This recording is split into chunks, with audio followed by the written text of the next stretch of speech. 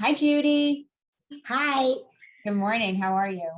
Oh, I'm fine. Thank you. How are you? I'm great.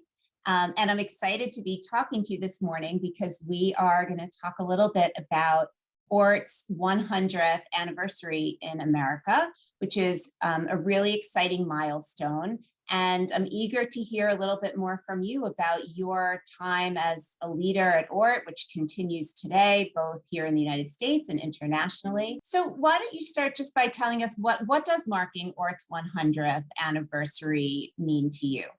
About 100 years ago would be around the time that the last of my grandparents came to the United States, and how lucky I am, and many of us of my generation are, that our grandparents did come to the United States. They came because there was opportunity here, which they didn't see in Europe. And in many ways, what ORT is doing in Europe, in Israel, all over the world, is offering that opportunity that doesn't require people to go across an ocean, because we bring it to them. And I don't think that the desire that people have to better their lives and the lives of their children are any different than my grandparents' dreams. And so in a way, I feel like I'm able to live out my grandparents' dreams and do it for others.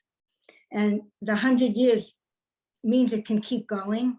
Judy, you were a leader of ORT in the United States during what may be considered its most successful era.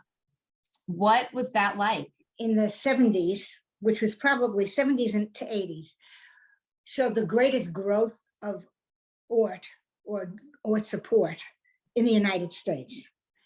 And there was not a city that we couldn't go into and explain what the program is and find more supporters. But when you find that there are people in places like Toledo or Albuquerque or Des Moines, where people have the same passions that they do in New York or Boston or LA, and that people are people, and that we all have the same focus.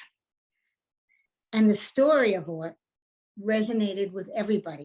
There were 150, 160,000 Jewish families throughout the United States who had a belief in the ORT program, and it felt good to bring it to them.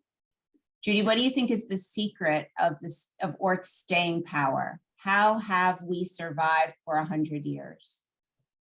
Oh, I think it's part of the Jewish ethic or the Jewish mindset.